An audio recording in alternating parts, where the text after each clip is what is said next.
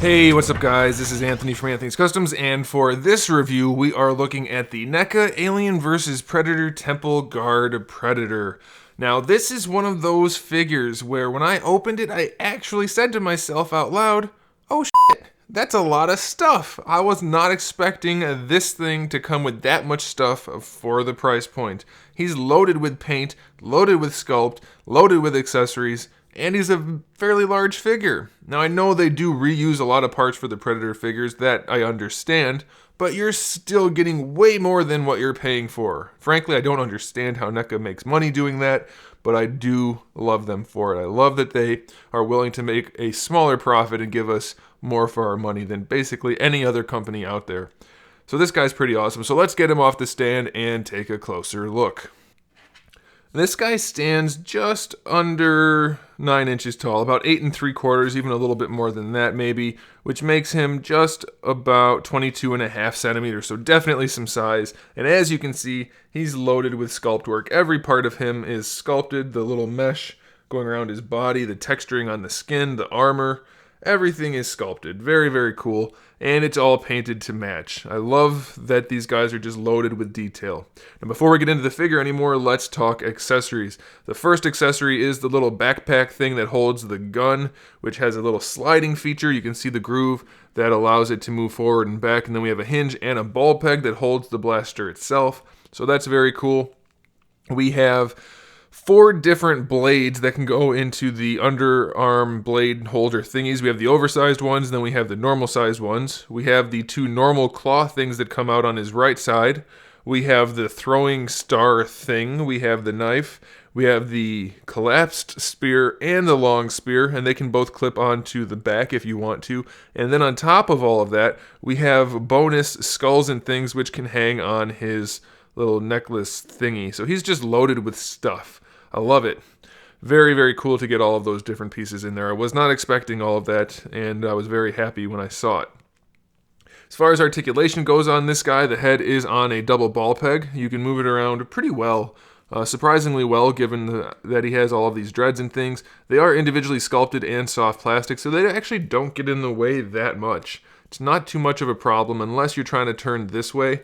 But even then, look at that. You still have really good range and really lots of pliability in the dreads. So I'm very happy about that. This is a separate piece, so it won't get in the way at all. Same thing with the little necklace thing that's in there. That's a separate piece. For the shoulders, it's a standard ball hinge, so you can rotate the arm all the way around, bring that all the way up. No problem. I do wish the shoulder pad was connected to the arm, though, because it does kind of just hang there awkwardly. But it's a soft material, so it won't really impede anything. It just doesn't look great. For the shoulder coming out to the side, it takes a little bit of force, but you can get it out almost horizontally. Not perfectly, but it's not too bad. You do have your bicep swivel in there and a double jointed elbow, so you get really nice range. The forearm piece is able to rotate around, as is the hand because it's a ball peg. I guess all the Predator's hands are technically interchangeable, so if you want to have an open hand on one side or a gripping hand, and the figure doesn't come with it, you can use it from a different figure, so that's cool.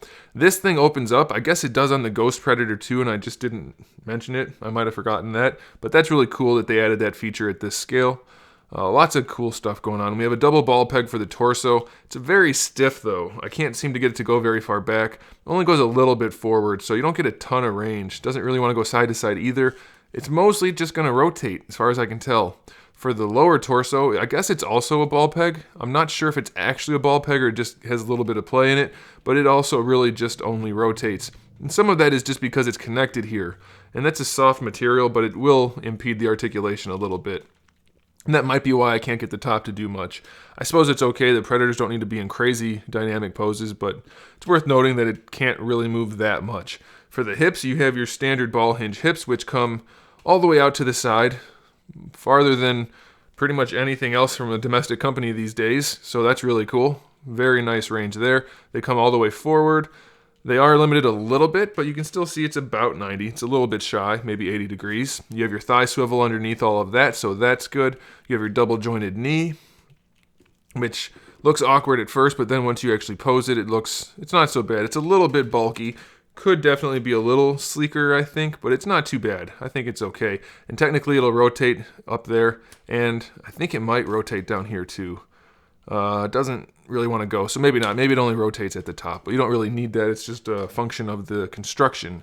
And then lastly, we have a ball peg for the ankle, which doesn't give you the best range in the world, but you get a little bit of an ankle rocker. And then going forward and back, it's not the best. It definitely could be better, but it's not terrible. It's okay. So I like this thing. The Predators, they're mostly all the same figure with different things glued onto them and different paint schemes, but they're so much fun and you're getting so much for your money. I don't mind it at all. It's a lot like the old Gears of War figures from them. A lot of them use the same parts, but they're still executed at a very high level with lots of paint and lots of sculpt and lots of accessories, so you can't beat it. Lots of fun to have. Very happy to have it. I recommend them 100%. I'm buying more and more of these things, and I don't even really care about Predators. It's just the figures are so cool, I can't help myself. So that's what I'm doing, and I think you guys might be in the same boat if you get started. So I would check out Big Bad Toy Store. They do have a lot of them on pre-order for the next batch coming out, and then they have a lot of the older ones still available. I didn't know that, so I'm going to be picking up some of those, and you guys might want to do the same thing. So there it is, guys. Make sure you give the video a thumbs up if you liked it. I would appreciate that, and it helps out a whole bunch. And make sure you subscribe if you haven't. And if you have, you might want to check, because sometimes it doesn't work. And I'm not just saying that. Sometimes if you click subscribe, it doesn't show up. And then you might click it again, and it might unsubscribe you. So check. Make sure it says you're subscribed. You might want to, because I have new videos up every single day. We talk about action figures and customs and movies and TV shows and video games, and we eat food from different countries, and we do unboxings and lots of fun things. So come back for all that good stuff. And in the meantime, keep collecting.